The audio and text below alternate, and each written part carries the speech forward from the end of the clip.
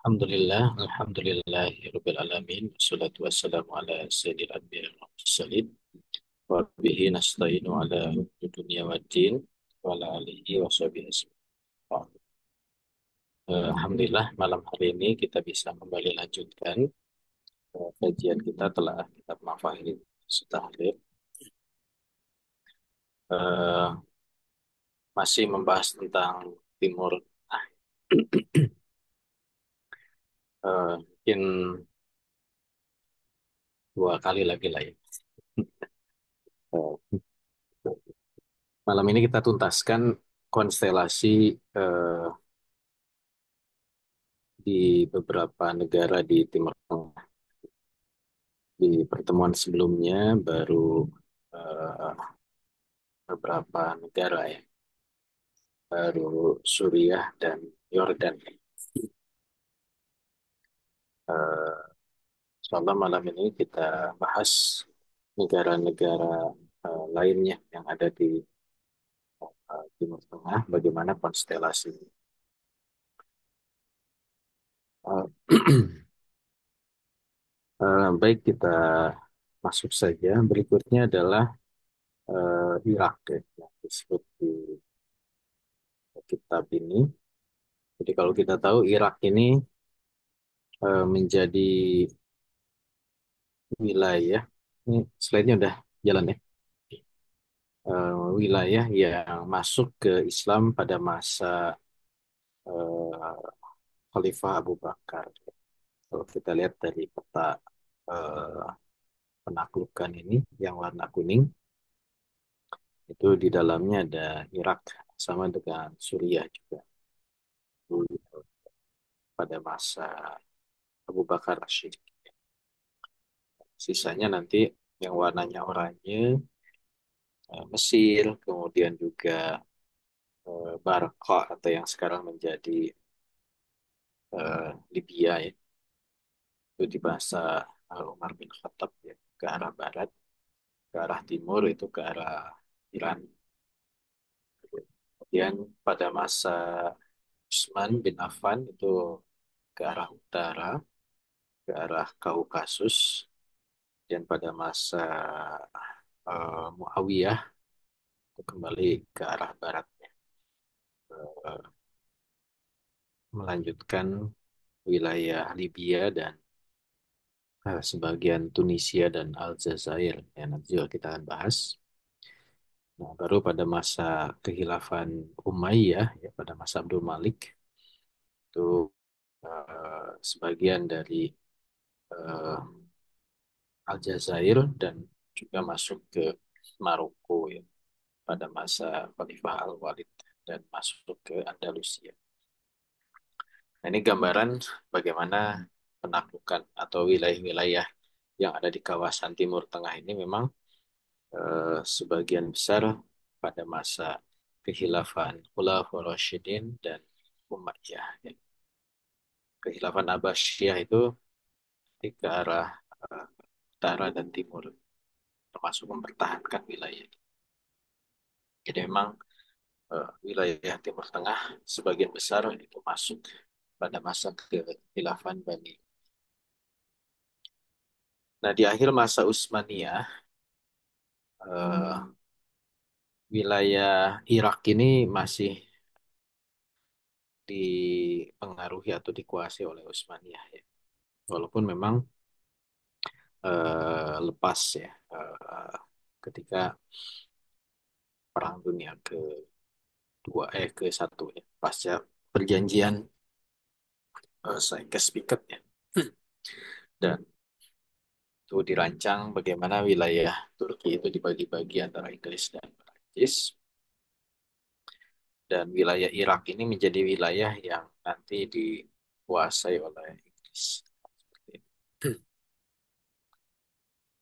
Nah, ini pasca Perang Dunia Satu, jadi Irak itu menjadi wilayah mandat ya, atau wilayah perwaliannya Inggris ya, seperti juga Yordan. Sedangkan Perancis itu mendapatkan Suriah. Nah, sehingga kalau kita bandingkan sebelum Perang Dunia Satu dan setelah Perang Dunia Satu yang awalnya memang itu dikuasai oleh Turki Utsmani, wilayah Irak ini menjadi wilayah yang dikuasai oleh Inggris. Ya. Sebelah kanan petanya wilayah yang warnanya apa namanya wilayah yang warnanya kuning ya seperti itu. Ini sekedar gambaran saja Irak itu sebelah mana. Nah kalau kita lihat beberapa event yang terjadi di Irak ya. Eh, jadi sebelum Perang Dunia ke satu itu memang pasukan Inggris sudah masuk ya melawan Turki Utsmani untuk mengambil alih Irak. Dan pasca Perang Dunia ke satu dari konferensi San Remo, nah, disitulah Inggris diberikan mandat oleh eh, negara-negara pemenang perang menguasai wilayah Irak. Dan dari situlah kemudian Inggris mulai menata ya, mempersiapkan eh, Irak ini menjadi negara merdeka ya, versi versi dia. Walaupun tentu di bawah pengaruh dari Inggris ya. Dan Inggris menempatkan penguasa Irak awalnya itu adalah sistem kerajaan yang kemudian ditempatkanlah eh, raja di Irak eh, dengan sistem kerajaan.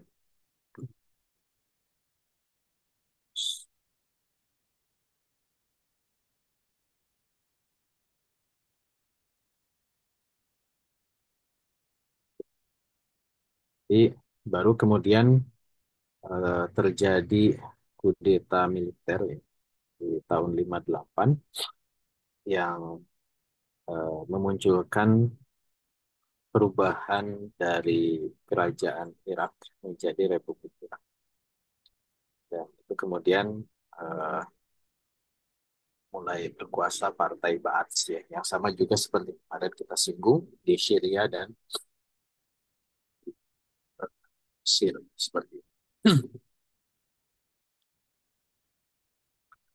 Dan seterusnya eh, beberapa timeline yang menggambarkan situasi Irak mulai dari sebelum Perang Dunia Satu, pasca Perang Dunia Kedua, dan mulai munculnya Republik Irak tahun 58 dan itu mulai Irak itu menjadi negara republik dan Partai Ba'ath menguasai Irak ya sampai terjadi beberapa peristiwa yang sangat penting di Irak misalkan perang Iran-Irak ya, perang Teluk dan seterusnya sampai kemudian Amerika menyerang Irak di tahun 2000 ya tapi ini dibuat di tahun 2000 ya 2004 dan seterusnya.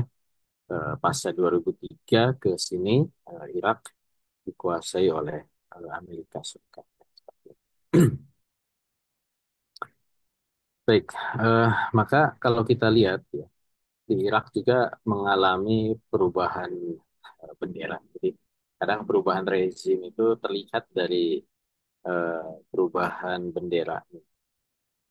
Mulai dari awalnya, memang dasarnya itu merah, putih, hitam, hijau ya. Ini memang bendera yang dirancang oleh eh, Inggris ya terhadap negara-negara di kawasan Timur Tengah yang mengadopsi empat, eh, empat latar belakang dari negara-negara di kawasan Timur. Ada yang mengkaitkan hitam putih itu dengan bendera Liwaroya gitu ya. Hijau itu dengan eh, apa namanya Abbasiyah, merah itu dengan Umayyah atau Ottoman gitu. Ada yang mengkaitkan dengan tapi juga mereka mencoba mendefinisikan dengan eh, apa namanya dengan penyebutan-penyebutan lain. Ya. Nah, termasuk juga misalkan ketika terjadi revolusi tahun 58, ya, di situ menghilangkan warna merah gitu ya, eh, dan memasukkan simbol dari bangsa Kurdi, matahari gitu. Tapi ketika terjadi penguasaan Partai Ba'ath ya, tahun 63, itu warna hijaunya yang hilang. Partai Ba'ath seperti juga kemarin kita bahas di minggu lalu kita bahas di Suriah, itu dominannya merah, putih, hitam. Ya. Makanya Suriah juga dulu seperti itu. Cuman bedanya bintangnya dua, ini bintangnya tiga kan. Sedangkan ketika Suriah kemarin terjadi pergantian rezim dari Partai Ba'ath, ya, Pak Bashar Assad, kembali ke merah, putih, hijau. Seperti itu. Jadi memang terjadilah pergeseran-pergeseran. Nah, walaupun memang Saddam Hussein ketika dia menunjukkan kedekatan dengan Islam, menyertakan uh, lafaz Allahu Akbar di dalam berdialog, dan itu kemudian dimodif ya dari tulisan tangan menjadi tulisan tangan. Nah, setelah jatuhnya Saddam Hussein, eh, kemudian bintangnya dihilangkan ya, dan tinggal apa.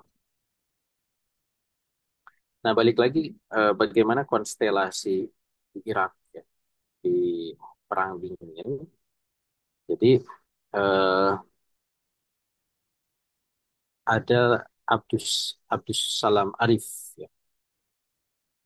Abdus Salam Arif ini dia adalah seorang yang menggantikan Muhammad Nasib Ar-Robai ya, yang dia menguasai Irak melalui kudeta militer. Sebenarnya kudeta itu pada masa Muhammad Najib Ar-Robai. Dia menjadi bagian. Cuman eh, Abdul Karim Qasim inilah yang cukup lama berkuasa selama kurang lebih 3 tahun di Irak, dan eh, dia yang bersama Muhammad Najib Aruba itu melakukan kudeta ya, terhadap kerajaan Hasimiyah saat itu berkuasa di Irak, dan mulailah di revolusi 14 Juli tahun 58 kerajaan Hasimiyah Irak kemudian jatuh dan digantikan oleh Republik. Nah, yang kemudian menjadi presidennya adalah awalnya Muhammad Nasib Arubai, kemudian dilanjutkan oleh Abdul Arif Salam. Nah, Abdul Arif Salam ini eh, dekat hubungannya dengan Jamal Abdul Nasser, ya. Eh, tetapi kemudian eh, karena memang kita tahu Jamal Abdul Nasser ini kan anti Inggris ya, makanya kemudian kurang lebih tipikalnya Abu Salam Arif ini juga sama, dia anti Inggris. Nah, sebagai wilayah yang Irak ini pada masa sebelum Republik di bawah pengaruh Inggris ya, termasuk pada masa kerajaan itu juga di bawah pengaruh Inggris. Tentunya Inggris tidak berdiam diri ya terhadap kepemimpinan dari uh, Abdul Salam Arif ini, dan uniknya adalah Inggris memanfaatkan adiknya Abdurrahman Arif. Ada Abdul Salam Arif, Abdurrahman Arif itu adiknya yang kemudian mengkudeta kakak. Ya, kemudian dia eh, apa namanya mengembalikan pengaruh Inggris eh, di Irak gitu ya, seperti itu. Dan memang kalau di literatur Barat itu dua-duanya dipanggilnya Arif ya, padahal sama namanya Arif. Yang satu Abdul Salam Arif, yang satu Abdurrahman Arif. Jadi Arif satu, Arif dua gitu. Di Salam ke Rahman, Abdurrahman. Nah maka eh, Abdurrahman Arif lah yang kemudian mengembalikan pengaruh Inggris di Irak, ya. Eh, walaupun kemudian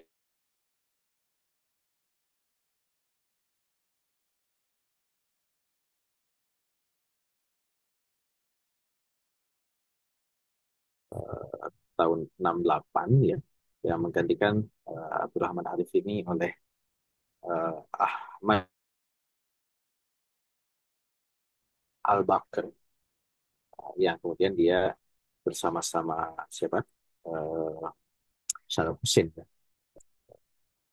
Kemudian menjadikan Irak itu dikuasai oleh Partai Ba'ath, dan kemudian eh, apa namanya, ya walaupun memang pengaruh Inggris itu masih tetap kuat ya, tapi memang lebih mulai bergeser ke Amerika Serikat pasca Ahmad Hassan Bakr dan Saddam Hussein. Nah itu yang terjadi di Irak ya. Sampai kemudian kita tahu terjadi peristiwa di tahun 2003 ya, Irak kemudian diambil alih oleh Amerika Serikat ya, pasca tuduhan bahwa Irak itu eh,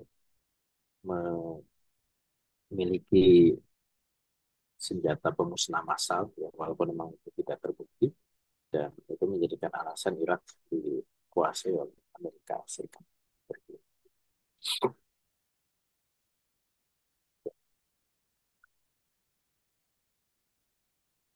Nah, ketika Amerika Serikat mengambil alih Irak, ya, sebenarnya tidak sendiri.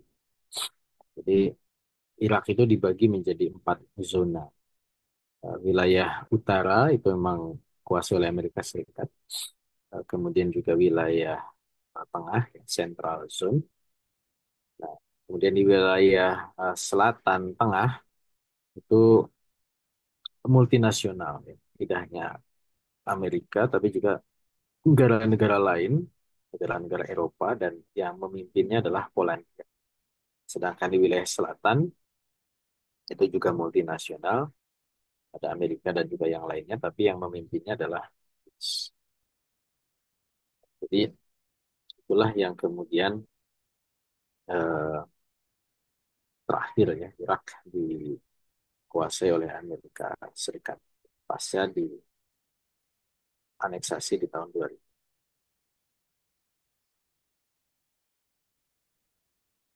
Nah, berikutnya adalah eh, Mesir.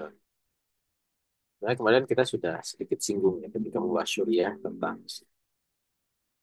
Jadi Mesir juga, ya kalau tadi Irak kan dari Inggris cepat ke Amerika, balik lagi ke Inggris, ada pergeseran ke Amerika dan akhirnya diambil alih oleh Amerika dengan invasi. Simpulannya begitu ya untuk Irak ya. Nah untuk Mesir, Mesir itu sudah difutuhat pada masa Khulafaur Rasyidin, pada masa Umar bin Khattab. Dan Mesir berada di wilayahnya Turki Utsmani, ya. Kehilafahan Turki Utsmani ini langsung dari ujung ke ujung, ya. Kapan masuk Islam dan kapan lepas. Eh, itu di tahun 1879-an, ketika Mesir ini eh, Inggris sudah mulai melakukan okupasi tahun 1882 terhadap Mesir. Jadi memang Mesir ini dikuasai sebelum Perang Dunia ke-1. Ya. Makanya tidak masuk di dalam perjanjian Sykes-Picot.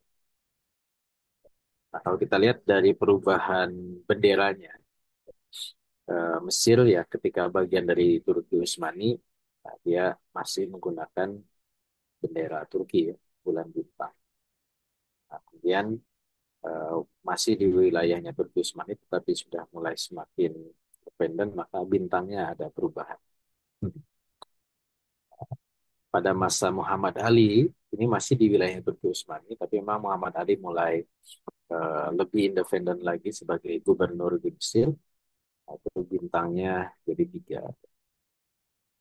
Nah, termasuk juga eh, ketika Inggris sudah masuk, ya, tapi Inggris kan tetap menempatkan bonekanya di Mesir. Nah, bendera Mesir berubah menjadi eh, bulan bintang 3.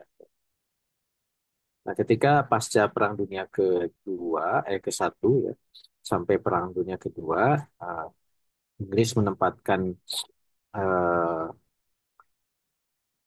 keturunan Hashimiyah ya, sebagai raja di Mesir, maka benderanya menjadi hijau, tapi bulan bintang. Sampai kemudian terjadi revolusi Mesir ya, naiknya Jamal Abdul Nasir, kemudian berubah cara revolusioner ya, dalam Mesir. Jadi merah putih hitam, kemudian memunculkan simbol burung eh, dari zaman Firaun seperti itu. Eh, dan itu digunakan di Mesir. Sampai kemudian ketika terjadi penyatuan Mesir dengan Suriah, ini sebenarnya masih di zaman Jamal bin Nasir ya, itu menjadi eh, Republik Persatuan Arab, maka menyimbolkan dua dua wilayah Mesir dan Suriah ada dua bintang. Ini benderanya sama antara Suriah dengan Mesir pada saat itu. Ketika balik lagi terpisah antara Suriah dan Mesir tahun 72, kemudian Mesir berubah kembali menjadi merah putih hitam dengan warna dengan burung di dalam seperti itu. Nah, ini penguasa-penguasa Mesir ya sejak zaman Muhammad Ali Pasha yang paling pojok ini dari kiri ya, bacanya bukan dari kanan. Ini masih walinya Turki Utsmani sampai kemudian eh, lepas dari Turki Utsmani dikuasai oleh Inggris dan mulai eh, menjadi republik ya. Ini ada Gamal Abdul Nasir, kemudian juga ada Anwar Sadat ya. Jadi ada yang warnanya hijau itu sementara ya, warna hijau eh, sampai Husni Mubarak ya. Kemudian terjadi Arab Spring digantikan oleh eh, Muhammad Nursi yang terpilih ya. Kemudian terjadi kudeta Muhammad Sisi pojok kiri. Ini peralihan para penguasa yang ada di Mesir. Nah, ini ketika Mesir masih dikuasai oleh eh, Turki Utsmani ya. Sampai kemudian muncul kerajaan di, di Mesir. Jadi walaupun Mesir ini lepas dari Turki Utsmani sejak zaman Muhammad Ali, dia masih wali ya, masih tunduk. Kalau di dalam kitab Daulah ini kan nama-nama ini muncul. Ada Muhammad Ali, ada Ibrahim, Pasai. Nah, ini masih di bawah Turki Utsmani. Tapi ketika mulai masanya eh, Habib Ismail, ya ini sudah ke Inggris kekuasaan. Kemudian menjadi raja, ini Raja Fuad I, ini kerajaan yang dibentuk oleh Inggris. Raja Fuad I, raja pertama, raja keduanya Raja Faruk, ya, adik, anaknya ya, Raja Faruk. Kemudian Raja Fuad II, baru kemudian apa, dikudeta menjadi negara republik. Nah, ini eh, pergeseran. Jadi sebenarnya kerajaan-kerajaan yang ada di Mesir yang dibentuk oleh Inggris itu masih melanjutkan keturunan dari wali sebelumnya pada masa kehilafahan Turki Utsmani. Nah, barulah ketika kudeta ya. Jadi yang terakhir itu kan Raja Fuad II ya. Nah, ini Raja Fuad II. Eh, baru yang masih pakai kopiah lah ya. Ini kan yang masih pakai kopiah ini masih kerajaan sama wali kan. Nah, ketika sudah nggak pakai kopiah ini udah jadi republik. Seperti itu ya gambaran. Eh, nah, baru kemudian berubah menjadi negara republik. Nah, ini pergeseran teritorinya ya. Jadi sebenarnya baik pada masa ya sebenarnya ketika Mesir itu jadi kerajaan itu kan kerajaan yang di bawah pengaruh Inggris ya. Makanya batas-batas teritorinya itu batas-batas yang memang dibuatkan oleh Inggris terutama ke arah selatan ya. Makanya kenapa kok garis lurus gitu ya ke arah Libya dan ke arah Sudan karena baik Libya ataupun Sudan itu ya dikuasai juga oleh Inggris ya, seperti itu sehingga dibuat batas-batas yang ya bagi dua aja atau dibagi dengan lurus saja. Nah itu tentang Mesir. Jadi di Mesir ini tadi sudah disinggung bahwa eh,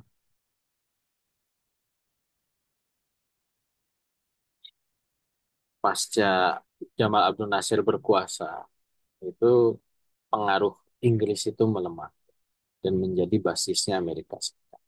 Dan itu terus terjadi sampai sekarang. Jadi kalau kita lihat memang sangat lama sekali ya. Jadi sejak Inggris itu, sejak Mesir itu menjadi republik, ya, sejak tahun 58. Dan Amerika menjaga posisi Mesir ini berada di bawah pengaruh. Makanya kenapa ketika terjadi Arab Spring, ya, naiknya Nursi ini memang, Muhammad Mursi ini memang tidak dibiarkan gitu. Segera untuk kemudian digulingkan dan dikembalikan eh, pengaruhnya itu ke Amerika Serikat. Seperti itu. Itulah yang konstelasi yang terjadi di Inggris. Betul-betul dibersihkan dari Inggris dan dijaga oleh Amerika Serikat. Karena memang dia adalah penjaga eh, Israel ya, dari arah barat. Ini Jamal Abdul Nasir yang ya sudah kita sering bahas ya. Eh, sudah kita bahas di pembahasan Syuriah. Jadi dia memang menjadi pemimpin yang sangat dominan di Timur Tengah, termasuk juga di Mesir. Dan setelah meninggal digantikan oleh eh, Anwar Sadat. Nah, sebenarnya ketika ketika Jamal Abdul Nasir itu meninggal, ya itu ada kesempatan Inggris itu untuk bisa masuk. Karena terutama eh, apa, ada kevakuman, walaupun sebenarnya bisa segera dikonsolidasikan oleh Amerika. Jadi Amerika itu juga kita lihat ya pasca Husni Mubarak ke Asisi itu kan ada tiga penguasa antara eh, sebelum kemudian berhasil Amerika mengkonsolidasi. Sama juga ketika Jamal Abdul Nasir itu wafat, Mesir terjadi ketidakstabilan politik ya, dan mulai muncul termasuk di situ dianggap pengaruh komunis ya Uni Soviet itu terlalu dominan, maka kemudian Inggris coba Home ya. Dia Perdana Menteri Inggris itu sedang Menteri Luar Negeri ya. Menteri Luar Negeri pada saat itu dan eh, dia menjalin kontak dengan pihak-pihak yang memungkinkan Inggris bisa masuk. Termasuk juga eh, bagaimana Inggris memanfaatkan relasinya dengan Libya ya, untuk bisa masuk ke Mesir. Nah, walaupun memang eh, ya Amerika Serikat berhasil meyakinkan ya, Anwar Sadat sebagai pelanjut dari Gamal Abdul Nasir untuk berada di pihaknya Amerika Serikat. Jadi ini Anwar Sadat bahkan ya luar biasanya lagi Anwar Sadat ini melakukan terobosan eh, yaitu melakukan normalisasi hubungan antara Mesir dengan eh, Israel gitu ya. Yang pada masa Jamal Abdul Nasir walaupun dia pro Amerika itu tidak sedrastis apa yang dilakukan oleh Anwar Sadat ya. Yaitu ketika terjadi perjanjian Camp David. Ada perjanjian antara Inggris dan eh, antara Mesir dan eh, Israel. Dan dia menjadi Muslim pertama yang mendapatkan eh, apa, Nobel, ya, Nobel perdamaian karena bisa membuat Israel dan Mesir berdamai. Nah, tentu apa yang dilakukan Anwar Sadat ini ada impact. Ya, ini kemudian dibunuh. ditembak, tembak mati. Nah, kalau analisa bahwa eh, Camp David itu diawali dengan sebuah rekayasa perang, ya, perang Yom Kippur, yaitu ketika eh, Israel melakukan serangan di bulan Oktober, Ramadan pada saat itu, dan eh, yang berperang antara Israel dengan negara-negara Arab, ya. Dan di situ dipimpin oleh Mesir dan Suriah. Dan peperangan itu terjadi di dua wilayah yang disengketakan antara Israel dan Mesir, dan Israel dan Suriah. Dengan Mesir di Sinai, dengan Suriah di dataran tinggi Golan. Dan Mesir memanfaatkan terusan Suez itu, melakukan boykot dan seterusnya, ya, blokade, untuk kemudian mengancam, ya, agar serangan itu tidak berlanjut. Dan setelah kemudian diakhiri dengan perjanjian Camp David, ya, yang justru malah dengan perang itu Israel mundur, dan Mesir bersama Israel menandatangani perjanjian, ya, bahkan menormalisasi hubungan. Makanya ini kemudian disebut, ya, dalam kitab ini sebagai rekayasa perang. Maka jadilah Anwar Sadat sebagai pahlawan dan eh, menguatkan posisi Mesir di hadapan Amerika Serikat. Eh, Walaupun tadi dianya tembak seperti itu. Makanya sejak tahun 78, ya, pasca Camp David, Amerika itu memberikan bantuan yang luar biasa terhadap Mesir. Walaupun sudah ada bantuan sebelumnya, tapi impact dari perjanjian Camp David itu Amerika memberikan bantuan sampai 50 miliar dolar untuk militer, dan 30 miliar dolar di bidang, termasuk juga bantuan-bantuan yang lain. Makanya Mesir itu menjadi negara penerima bantuan militer terbesar dari Amerika Serikat, ya, setelah Israel itu Mesir. Dan eh, ini terakhir, ya, pada masa Asisi, tahun 2020, ya. Ini markas-markas militer atau basis militer yang disupport oleh Amerika di Mesir. Ya. Eh, yang bulat-bulat ini. Yang hitam itu airbase, ya, berarti dia pangkalan udara. Yang merah itu adalah naval base, ya, angkatan laut, ya, Alexandria, Port Said, Suez, dan Sagava. Nah, yang merah hitam itu berarti dua-duanya air and naval, di Marsa Matrut, kemudian di Hurghada, sama di Berenice. Yang di Jum, Berenice sama Matrut kan posisinya itu 15.000 hektar, gede banget, ya, untuk markas militer. Dan di Berenice ini dia ngontrol di Laut Merah, sedangkan di Marsa Matrut ini ngontrol di Laut Tengah. Jadi, nah ini eh, apa namanya, markas militer di Mesir. Kok daerah lain nggak ada, cuma ngumpul di situ, ya, karena itu isu, ya, gurun, kita usah di, nah, jalan aja ada orang. Nah, ini data lain yang warna ungu ini adalah eh, support militer, ya.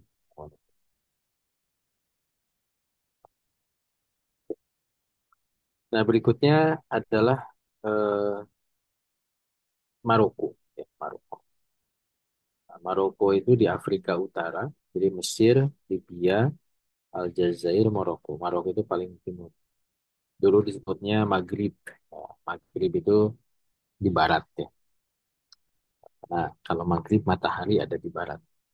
Kalau maghribnya di timur, kiamat.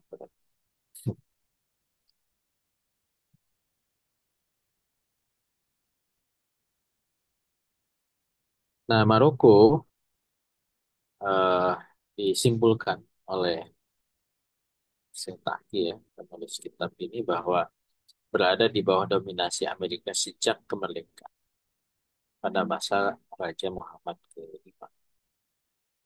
Nah, ini Maroko. Jadi Maroko itu eh, wilayah paling barat Afrika Utara yang dulu menjadi jembatan melewati Selat eh, Gibraltar ya, Jabal Torik ke arah Eropa.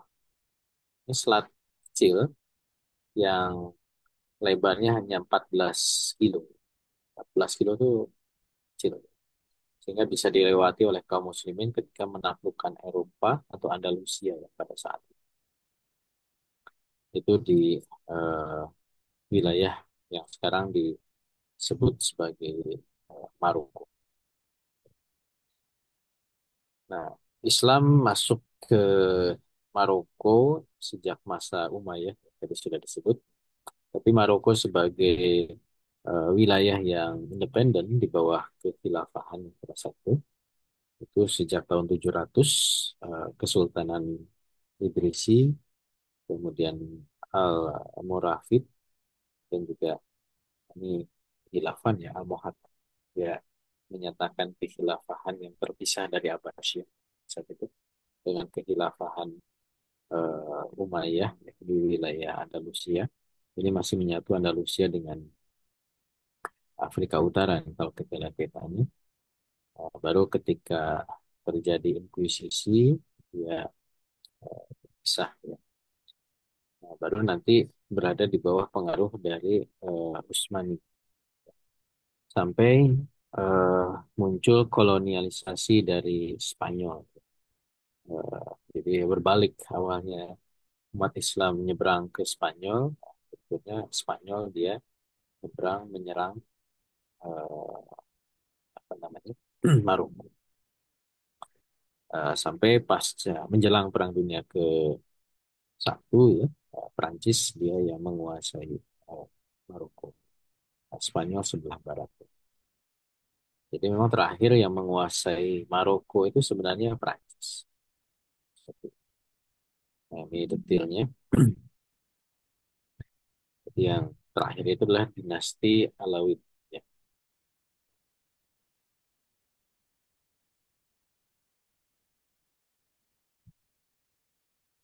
Nah,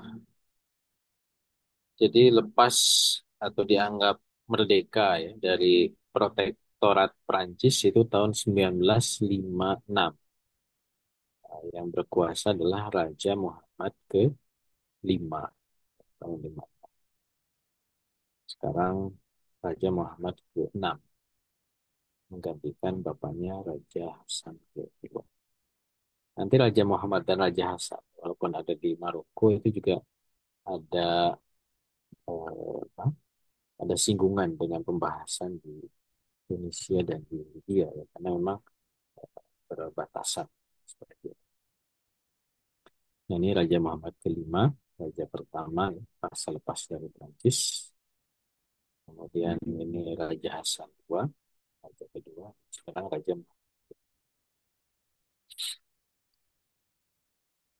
kekuatan militernya memang lumayan cukup besar ya, hampir 200 ribu eh, militer aktif. Indonesia aja kan 500 ribu. Jadi memang cukup besar. Nah, hubungan dengan Amerika Serikat tadi kan sudah disimpulkan ya, bahwa Maroko ini dia berada di bawah dominasi Amerika. Walaupun dia adalah protektoratnya Prancis. Tapi memang pengaruh Amerika sangat kuat. Bahkan kita bisa paham kenapa kemarin pada masa Trump yang pertama itu, Trump baru dilantik kemarin, Maroko itu menjadi negara yang membuka atau apa, menormalisasi hubungan dengan Israel. mungkin di luar dugaan. Kok bisa gitu ya, Maroko? Ya, karena memang hubungan dengan Amerika sangat kuat. Eh, jadi Maroko itu dianggap sebagai negara non NATO yang dia bukan anggota NATO, tapi menjadi negara yang sangat erat hubungannya dengan Amerika. Bahkan hubungan dengan Amerika itu sudah terjalin sejak lama. Eh, sudah bikin eh, perjanjian antara Maroko dengan Amerika ini pada masa Kesultanan. Ada Treaty of Friendship ya, antara Maroko dengan Amerika di tahun 1787.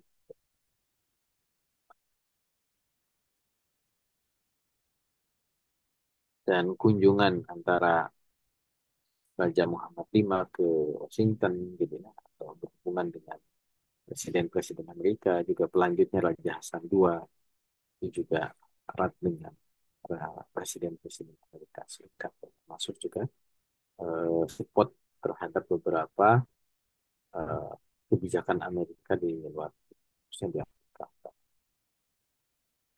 Itulah Maroko. Jadi sekutu kuat Amerika di Afrika Utara. Oh, memang supportnya tidak, sebenarnya kepentingan Amerika di Maroko itu lebih ke Selat Gibraltar juga ya. Dia kontrol laut tengah dari arah situ. Gitu. Jadi memang ada posisi strategisnya dari Maroko. Berikutnya Aljazair atau Algier.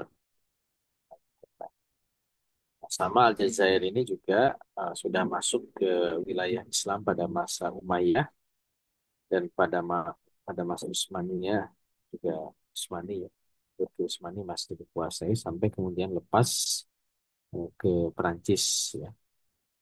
Dan ini menjadi wilayah yang diperebutkan juga. Ini perubahan bendera-benderanya.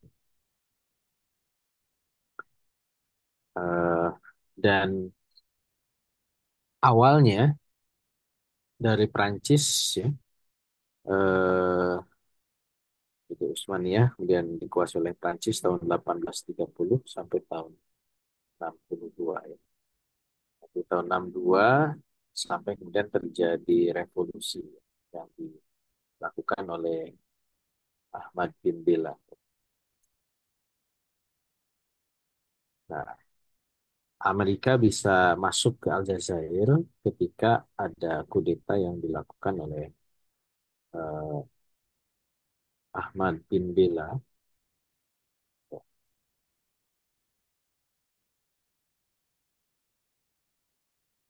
menggantikan presiden sebelumnya. Memang dia pro terhadap Prancis. Dan walaupun eh, ya sama dia dekat dengan Jamal Abdul Nasir dan juga Ahmad bin Bella ini menunjukkan eh, seperti Jamal Abdul Nasir kedekatan dengan sosialis dan dengan Uni Soviet.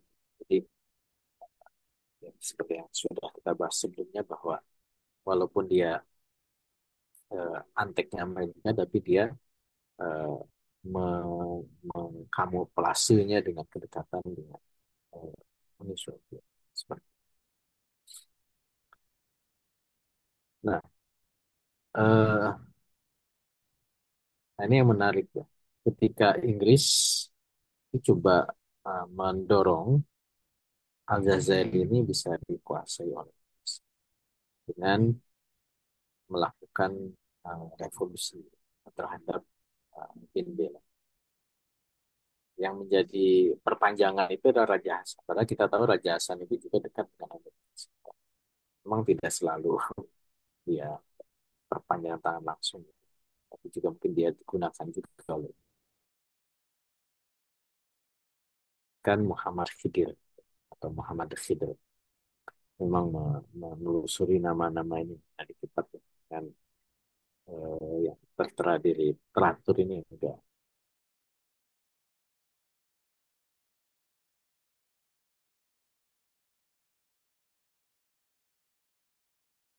Inggris bisa masuk di Aljazair ini melalui Aba Madin. Kalau dituliskan di kitab ini Aba Madin atau Khori Boumediene Aba Madin.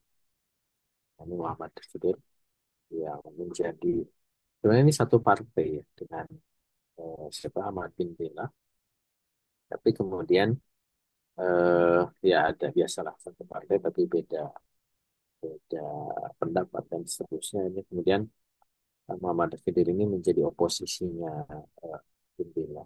Dan dia bersama Abu Madin, Abu Madin ya, eh, apa namanya, melakukan kudeta, menjatuhkan Ahmad bin Bella.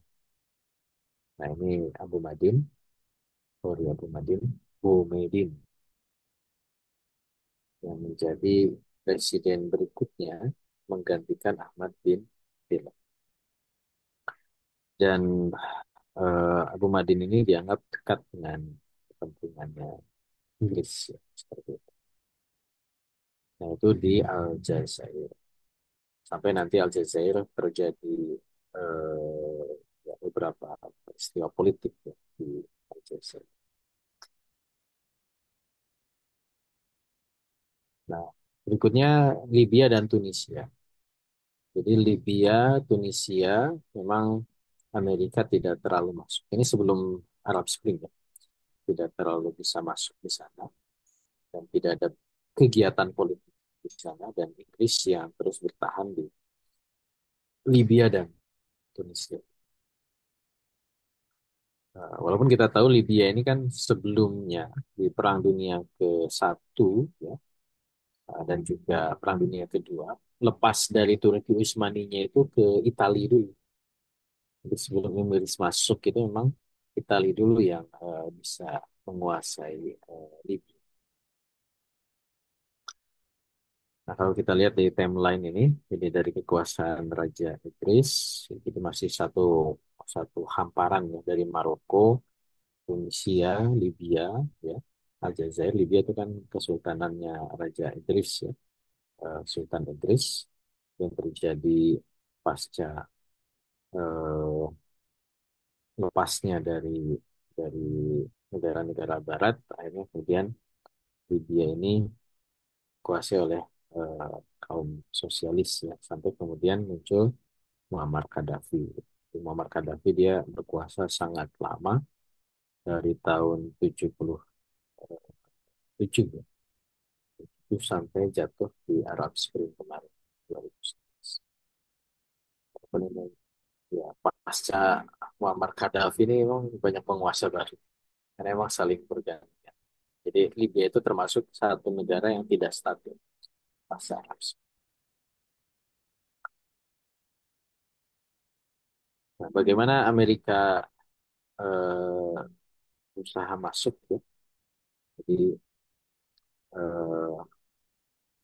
ya awalnya memang Amerika memanfaatkan kudeta terhadap Raja Idris ini yang memang dekat dengan Inggris, tapi memang tidak mudah juga. Makanya Gaddafi juga dia tidak menunjukkan kedekatan dengan Amerika. Bahkan terjadi konflik ya beberapa insiden antara Amerika Serikat dengan Libya pada masa kepemimpinan Muammar Gaddafi. Eh, Embargo minyak, kemudian juga ada insiden penembakan pesawat, gitu ya. Termasuk juga aksi-aksi terorisme yang dituduhkan Libya yang berada di belakang. Nah, sedangkan dengan Inggris, ya walaupun memang eh, tidak terlalu menunjukkan kedekatan, tapi tidak sefrontal ya, konflik Libya dengan Amerika. Makanya kemudian Libya ini lebih dekat ya, pengaruh Inggris dibandingkan Amerika Serikat seperti itu. Nah, ini pada masa Muammar Gaddafi.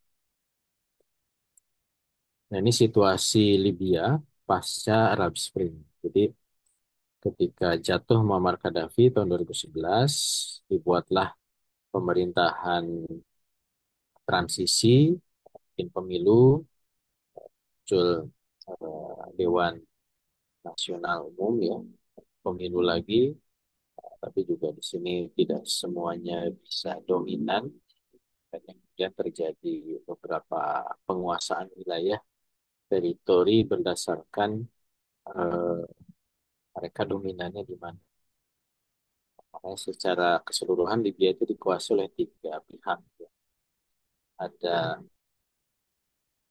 LNA, ya, eh, Libyan National Army, kemudian ada GNA, Government National Accord, dan juga ada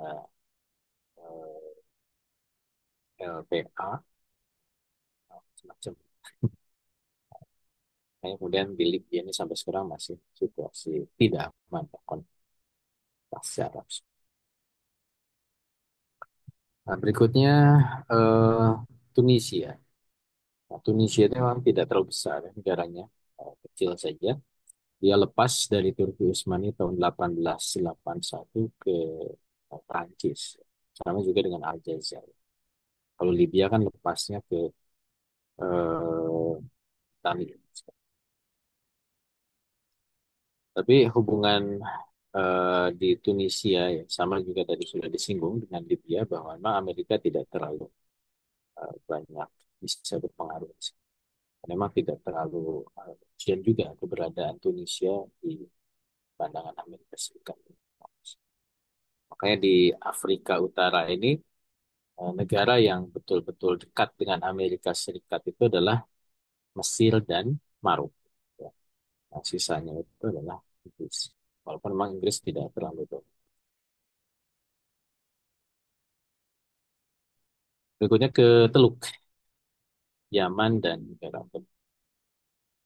Jadi disimpulkan ya di kitab ini bahwa semua wilayah Teluk itu kecuali Saudi ya, itu di bawah pengaruh Inggris. Nah, walaupun di Yaman nanti Amerika Serikat coba untuk masuk. Nah, Teluk, Teluk itu sebelah timur ini ya. Awalnya memang dikuasai oleh Turki Utsmani, Irak itu bagian dari Teluk kiri. Dan Inggris memang banyak menguasai wilayah Teluk. Nah, di Yaman memang apa namanya, eh, dia,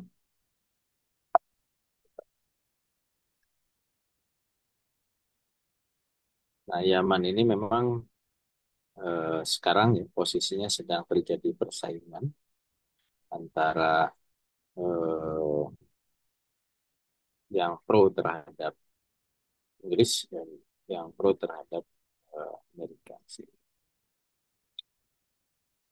Nah, terakhir Arab Saudi.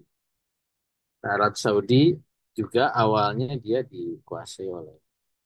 Yang menarik bahwa konflik di Arab Saudi itu melibatkan anggota kerajaan. Jadi persaingan Amerika Serikat dengan Inggris di Saudi itu adalah ditunjukkan dengan persaingan individu-individu kerajaan. Nah, menariknya ya, di Arab Saudi ini kan kalau kita lihat di peta ini ya, jadi Raja Saudi itu eh, dulu didirikan oleh Ibnu Saud ya, Abdul Aziz bin Saud, itu raja pertamanya. Ketika melepaskan diri dari Turki. Ketika wafat tahun 53 diganti oleh anak pertamanya, Saud bin Ibnu Saud ya. Saud bin Abdul Aziz Al Saud. Yang pertama Abdul Aziz bin Saud. Ini Saud lagi. Hmm. Kemudian meninggal diganti oleh Raja Faisal, adiknya. Meninggal diganti oleh Khalid, adiknya. Jadi dari kakak ke adik gitu ya. Patternnya itu begitu di Saudi itu, bukan raja apa enggak ke anaknya, bukan, tapi ke adik. Kemudian Raja Fahd sampai 2005, Kemudian Raja Abdullah sampai 2015, ya. Nah, dari 2015 itu Raja Salman. Nah, ini ada yang dilewat. Ini nanti dilihat dari ibunya. Nah, ini kalau ini kan urutan usia, ya, tapi dilihat dari ibu. Nah, Raja Salman ini eh, mengubah tradisi. Harusnya kan putra mahkota ya, Crown Prince ya, itu eh, ke Sultan bin Abdul Aziz. Cuman dia kemudian diganti sama Najib. Ya,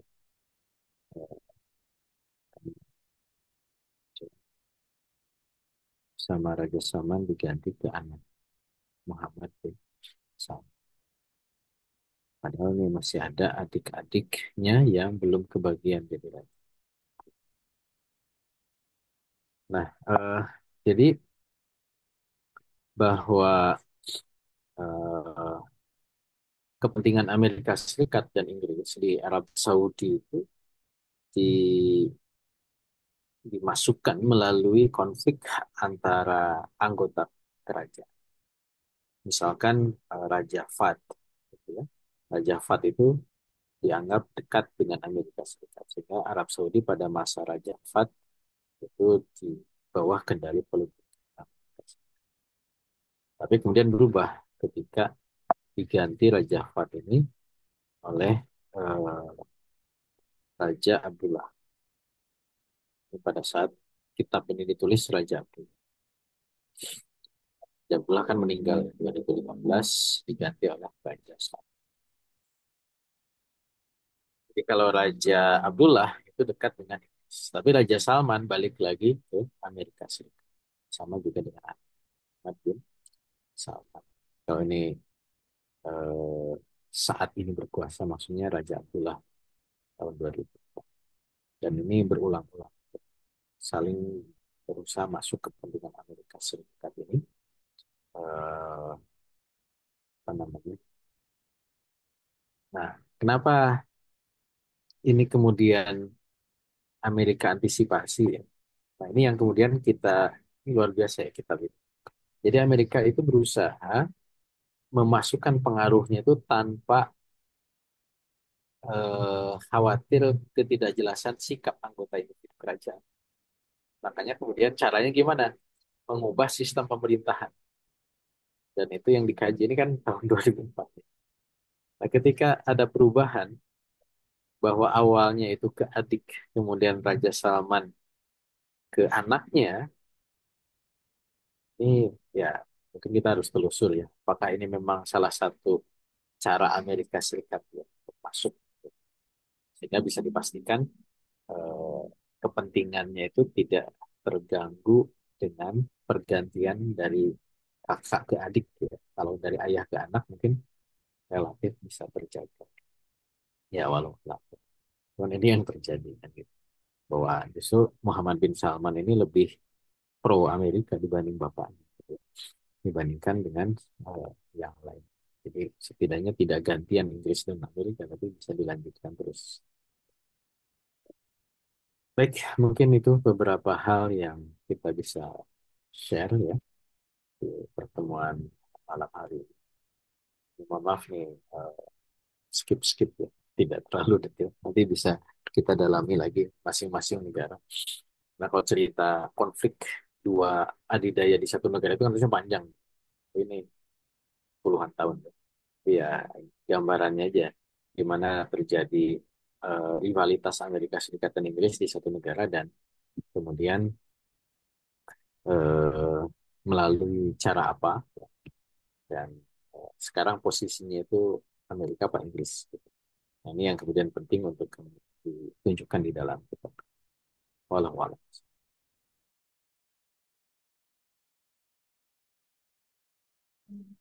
Ya, Alhamdulillah. Syukran Ustaz, jazakallah. Eh, jadi kita ditambahkan informasi ya, atau mendapatkan tambahan informasi.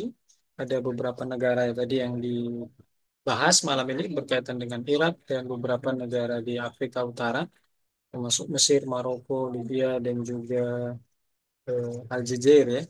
Ya, Alhamdulillah, insya Allah buat Bapak Ibu ini kita buka sesi tanya jawabnya, diskusi kita malam ini, ataupun ada yang ingin ditanyakan berkaitan dengan pembahasan yang pekan lalu, yang yang ingin kita tanyakan atau yang ingin ditanyakan kepada beliau, silakan pertanyaannya bisa dikirimkan ke kolom komentar, atau kalaupun ingin berinteraktif langsung, bisa langsung nanti raise hand dan kita akan mintakan kepada Ustadz Budi Mulana untuk memberikan tanggapannya. Eh, Sembari menunggu pertanyaan, Ustadz, ini ya, alhamdulillah sudah ada pertanyaan. Untuk kesempatan pertama ini, Ustadz, ingin saya semacam pertanyaan evaluasi mungkin ya bagi penguasa-penguasa Muslim Timur Tengah. Apakah di antara mereka politisi ataupun para tokoh-tokoh di sana tidak menyadari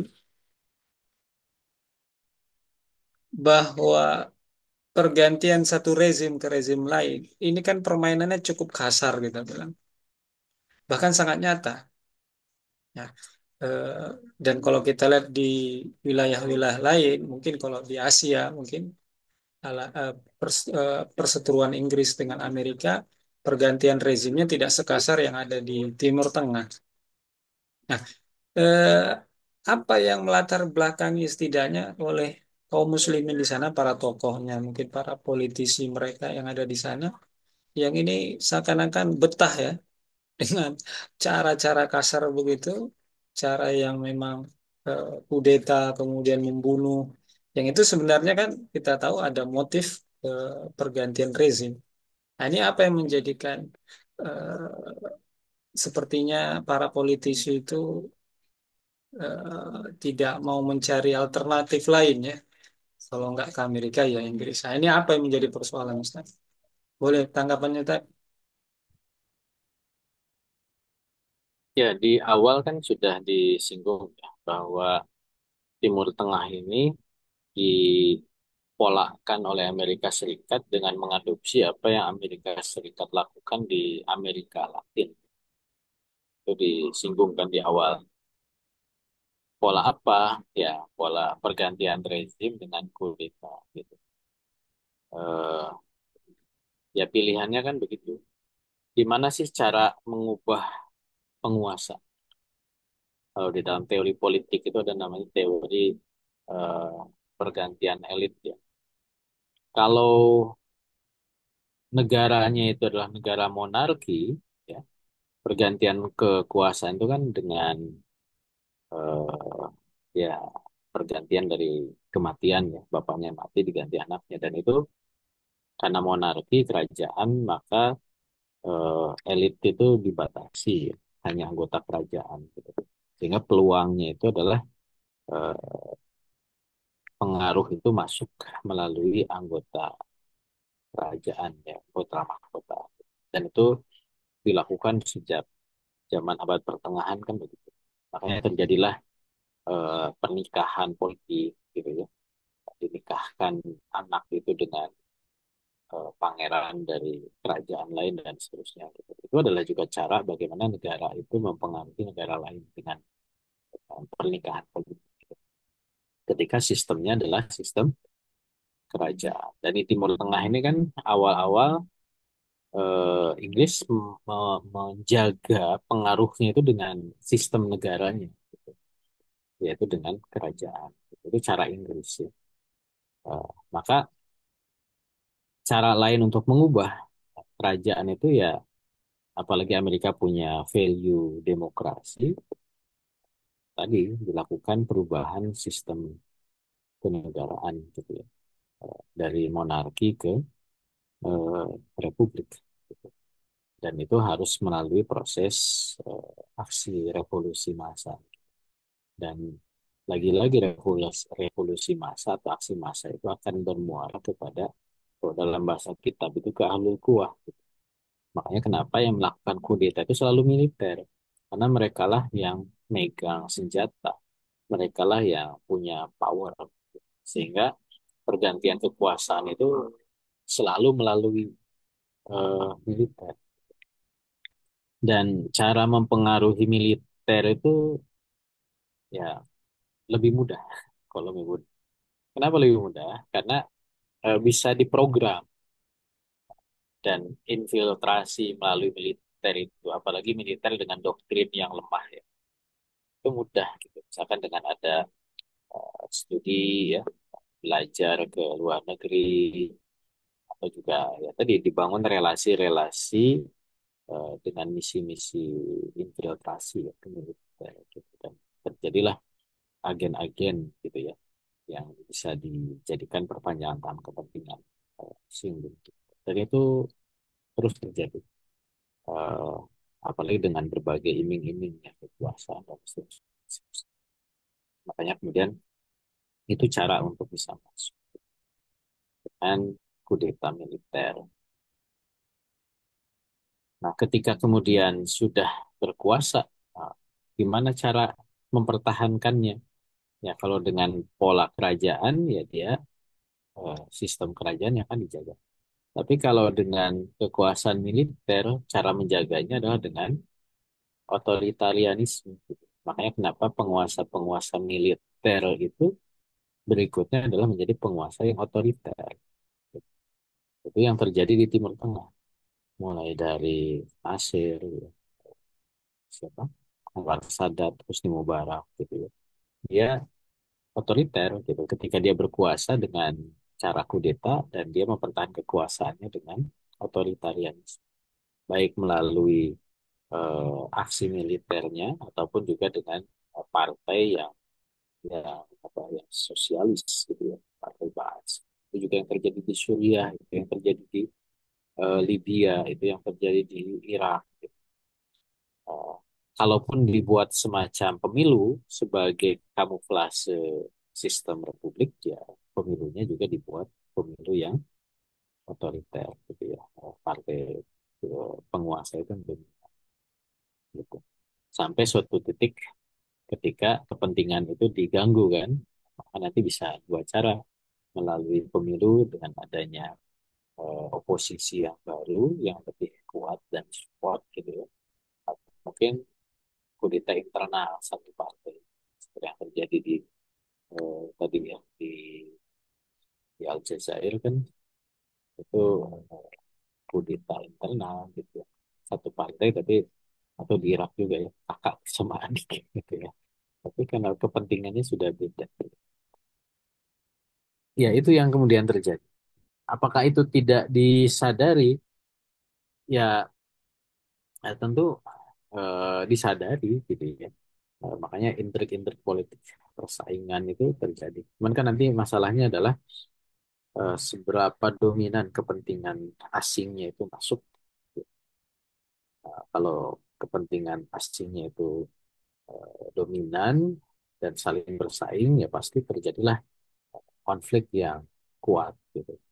Tapi kalau misalkan kepentingan asingnya tidak terlalu banyak yang masuk, ya hanya dominasi negara asing di suatu negara itu akan tetap bertahan. Makanya tadi kan disebut ya, kenapa Tunisia, Libya itu seolah-olah adem, ya karena memang kepentingan asing yang lain belum masuk gitu. Eh, Kayak Indonesia, kenapa Indonesia ini adem gitu. Kok ada kudeta macam-macam. Ya karena memang ya tidak ada pesaing gitu ya. Amerika ya masih bisa terjaga kepentingan. Ada Cina ya kasih koridor. Tapi kita lihat pada masa Orde Lama kan, kudeta militer kan terjadi. Amerika berusaha mencongkel kekuasaan yang dianggap mengganggu kepentingannya kan berkali-kali. Ada upaya pembunuhan ke Presiden Soekarno, ada pemberontakan PRRI Permesta, itu juga di belakangnya ada Amerika Serikat, gitu ya. Termasuk juga ada G30 SPK dan seterusnya. Eh, Makanya memang di balik peristiwa-peristiwa politik lokal itu pasti ada kepentingan asing. Kalau sekarang mungkin via pemilu gitu ya. lebih soft, seolah-olah lebih soft. Tapi kan konfliknya akan kelihatan ketika ada kecurangan.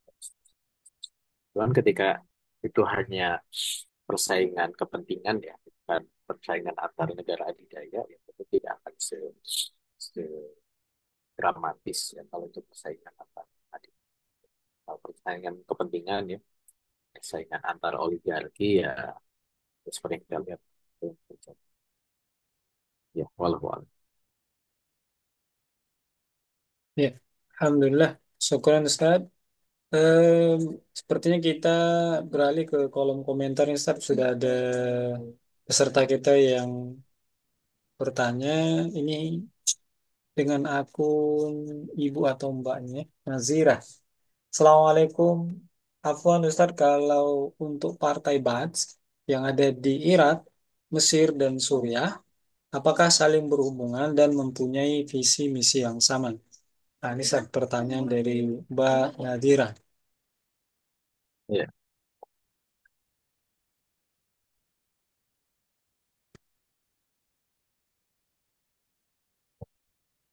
ya, kita sudah singgung di pertemuan minggu lalu ya bahwa memang eh, partai Ba'ath ini eh, antara berbagai negara yang memang berkembang ya, keberadaan partai ini ya tentu mereka punya relasi satu sama lain, punya hubungan gitu ya, eh, punya apa, punya ya setidaknya secara visi misi itu sama dari pendirinya Michael Aflaq, sosialisme Arab dan juga militerisme, nasionalisme, pan-Arabisme ya.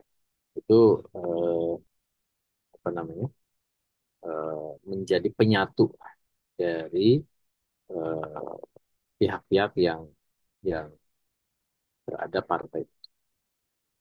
Eh, dan gagasan terutama dikaitkan dengan gagasan pan-Arabismenya atau sosialisme Arabnya itu melewati batas-batas kebangsaan gitu. Walaupun di situ ada nasionalisme gitu ya, Partai Ba'ath ini kan. Ada nasionalisme. Tapi di situ dia mengusung sosialisme Arab dan pan-Arabisme gitu. Tapi pan-Arabisme yang berdasarkan sosialisme. Nah, ketika gagasan ini diterima, baik di Irak, ya, di Suriah, termasuk juga di Mesir, eh, maka mereka ya bertarung secara politik lokal gitu.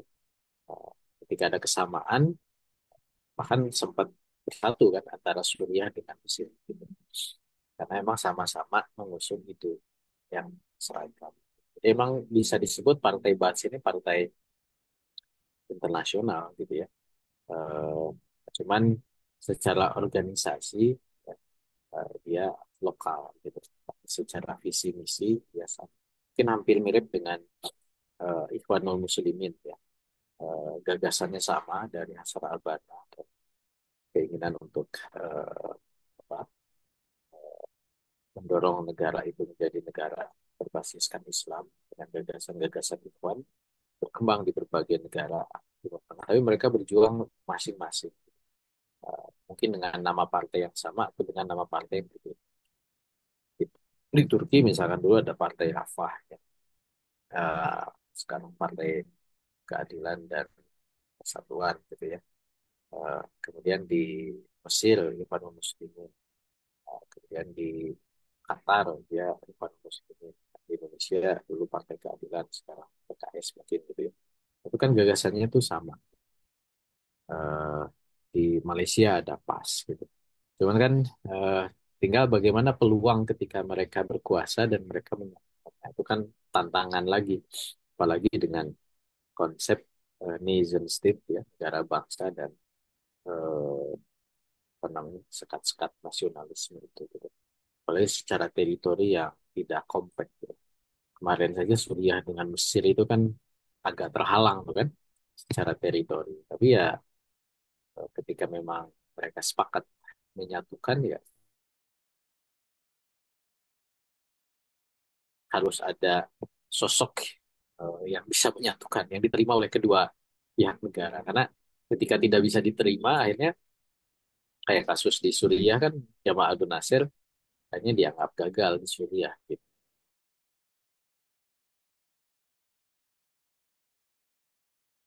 Partai PAS, gitu. Karena memang partainya mungkin tidak terkonsolidasi kuat ya, tidak ada tabani, tidak ada sesuatu yang harus ditaati oleh semua. Karena bermuaranya dari lokalitas, sama seperti dulu pan komunisme ya, atau, eh, komunisme internasional itu kan, mereka ingin menyatukan negara-negara komunis seluruh dunia. Uni Soviet berhasil ke beberapa negara di Eropa Timur, Asia Tengah. Tapi ketika mengajak Cina, ya, Cina ternyata punya punya komunisme sendiri, gitu, yang berbeda dengan komunisme Uni Soviet. Gitu. Padahal kalau gabung lagi kan ini kekuatan yang luar biasa Soviet dengan Cina itu. Modelnya kayak gitu. Karena memang penyatuan ideologinya tidak kuat gitu. Ya, walau.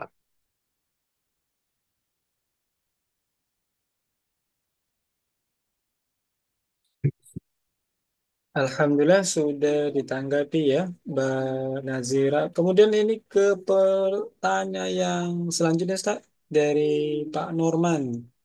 Bagaimana pandangan Ustadz Nita terhadap Imaratul Islam yang di Afghanistan? Lalu bagaimana pendapat Ustadz terkait dengan Taliban yang mengkhawarijkan Hizib, Hizbut Tahrir dan membolehkan membunuh anggotanya? Ini gimana tanggapannya, Tad? Ya, ya kita lihat ya bahwa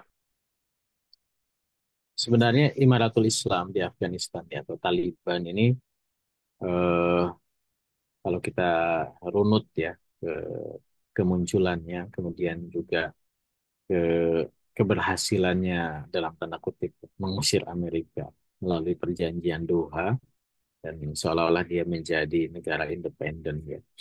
Eh, itu juga patut dipertanyakan gitu ya, independensinya gitu. Karena tetap bahwa berkuasanya kembali Taliban di Afghanistan itu setelah kemudian ada konsesi yang diberikan oleh Amerika ya, untuk kemudian tidak lagi menjadikan Afghanistan itu sebagai fokus penguasaannya di kawasan Asia Tengah gitu. Tentu di satu sisi semangat keislaman di sana harus kita support ya. Lepas dari penjajahan itu suatu hal yang harus kita syukuri. Walaupun tadi mungkin masih belum sepenuhnya lepas gitu ya, masih belum sepenuhnya merdeka ya. Karena kita melihat bahwa Afghanistan pasca lepas dari Amerika Serikat ini juga tidak bisa seleluasa menunjukkan eksistensinya baik secara lokal ataupun juga berkiprah di dunia internasional. Respon terhadap genosida Palestina misalnya, guys, itu kan eh, ini gitu ya. Beda kalau kita berharap bahwa itu negara Islam, betul-betul ingin menerapkan Islam dan punya kekuatan, kemampuan, harusnya dia juga punya peran yang signifikan gitu ya, di dunia internasional terhadap isu-isu dunia Islam. Tapi kan Afghanistan masih berkutat untuk urusan di dalam negerinya gitu. Seperti itu. Ya, salah satu urusan di dalam negerinya itu adalah ketika dia masih eh, apa, berkonflik ya dengan kelompok-kelompok Islam yang ada di sana gitu. Salah satunya adalah juga dengan Hizbut Tahrir gitu ya. Sehingga tadi muncullah apa, eh, labeling ya, Khawarij dan lain sebagainya. Walaupun kalau informasi lain yang saya dapatkan, memang Taliban itu juga tidak memiliki kesatuan juga gitu ya, antara Taliban yang ada di ibu kota di Kabul dengan Taliban yang ada di daerah itu juga beda pandangannya terhadap kelompok Islam yang lain. Yang di kota kayak di Kabul itu ya tadi muncul statement-statement yang seperti itu. Tapi kalau yang di daerah itu informasi yang saya dapatkan itu ya hubungannya baik-baik saja gitu. Karena fokusnya itu kan di dakwah di tengah-tengah masyarakat. Bahwa ada kritikan-kritikan dari Tahrir itu dalam rangka agar Afghanistan itu bisa betul-betul independen dan sebagai imarat Islam gitu ya, negara Islam yang benar gitu. Bahwa itu dianggap merongrong dan seterusnya itu mungkin eh, eh, ya pandangan yang mereka tunjukkan. Tapi itu tidak merongrong. Seperti- Ya, walau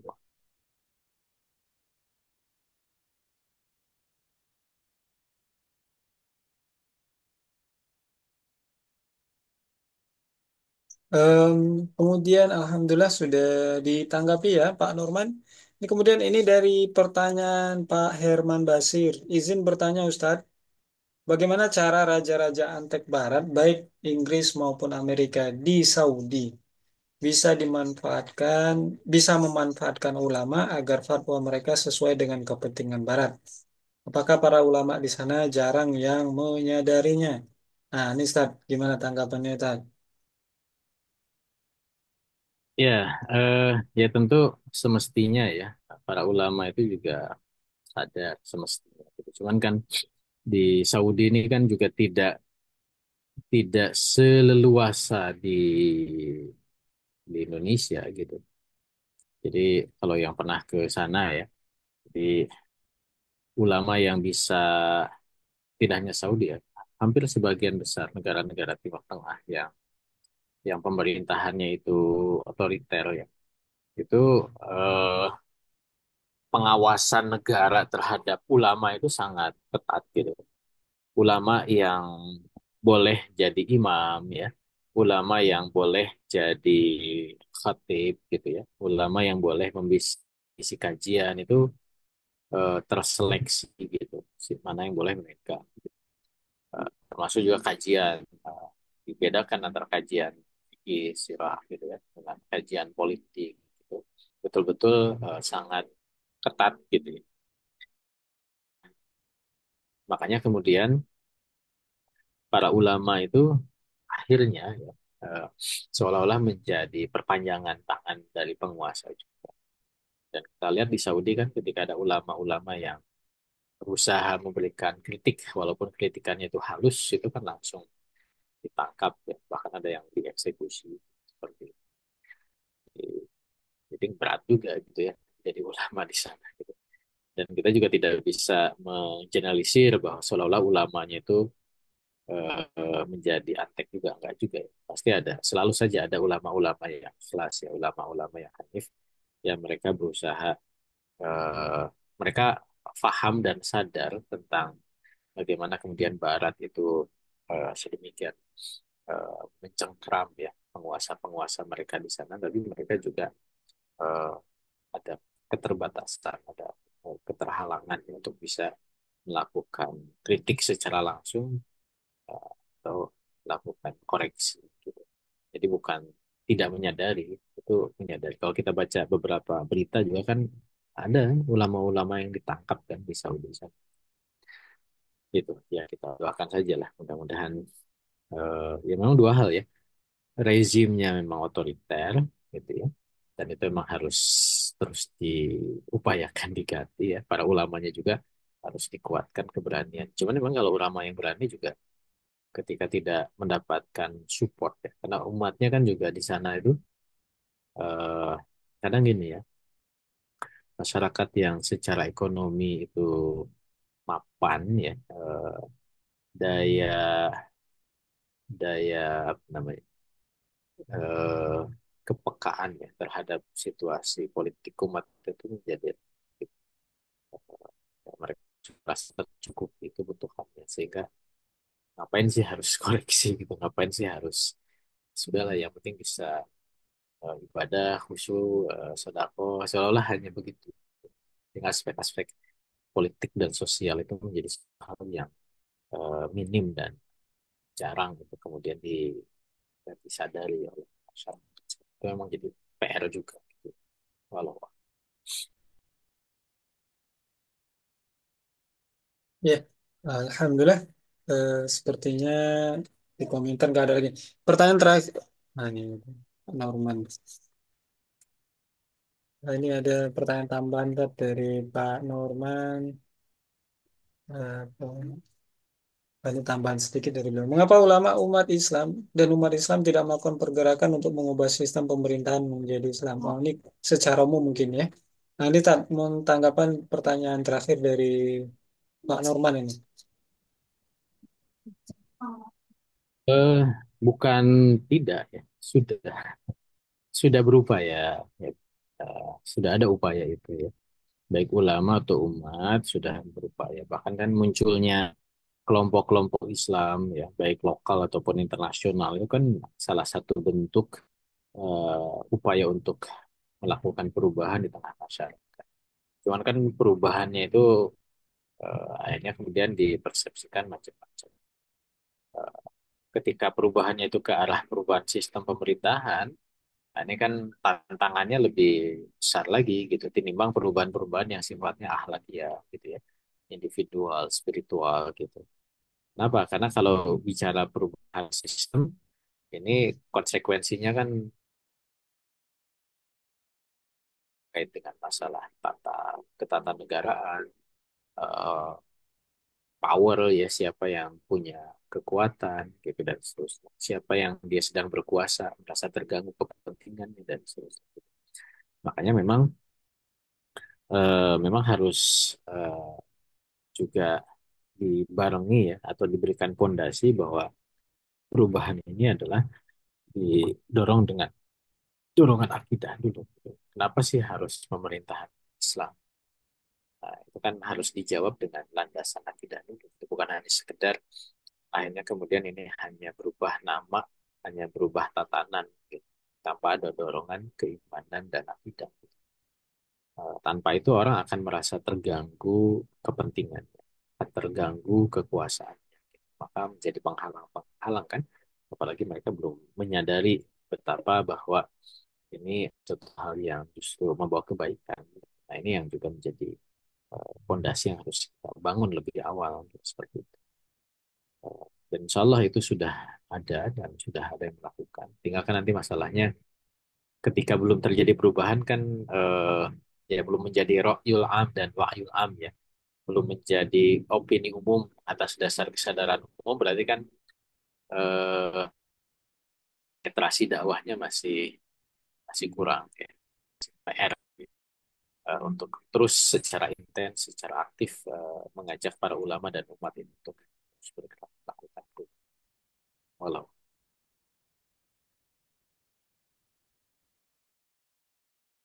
Ya, Alhamdulillah.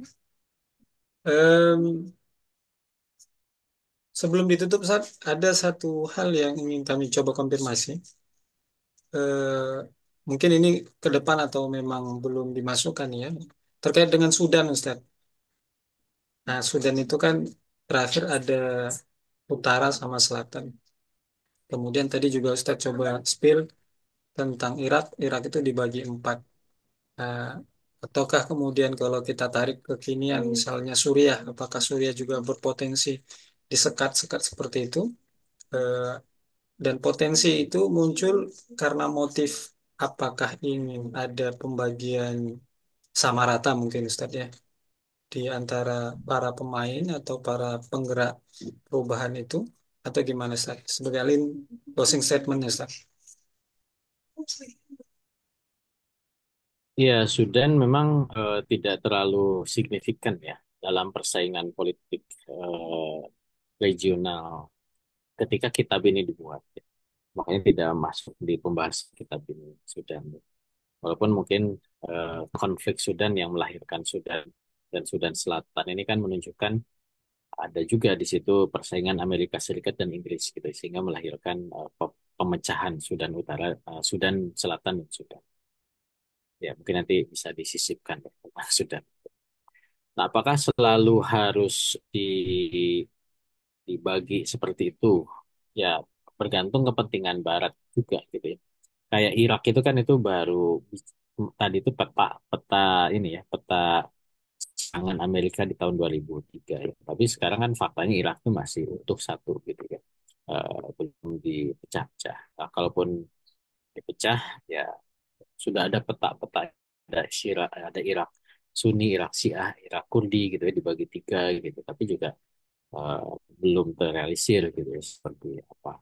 Dan memang pasti itu akan bermuara kepada kepentingan eh, di belakangnya gitu. Kalau bagi Amerika Serikat kan lebih baik satu utuh tapi dalam dominasi dia dibandingkan negara yang terpisah tapi tiga penguasa gitu. Karena untuk ya ada ini ada plus minusnya gitu ya. Kalau semakin terfragmentasi ya terpecah belah itu kan potensi masuknya kepentingan lain itu lebih mudah gitu tinimbang dia utuh gitu. Cuman ketika utuh maka menjaganya akan lebih berat gitu ya. Kalau dia utuh dibandingkan kecil-kecil gitu.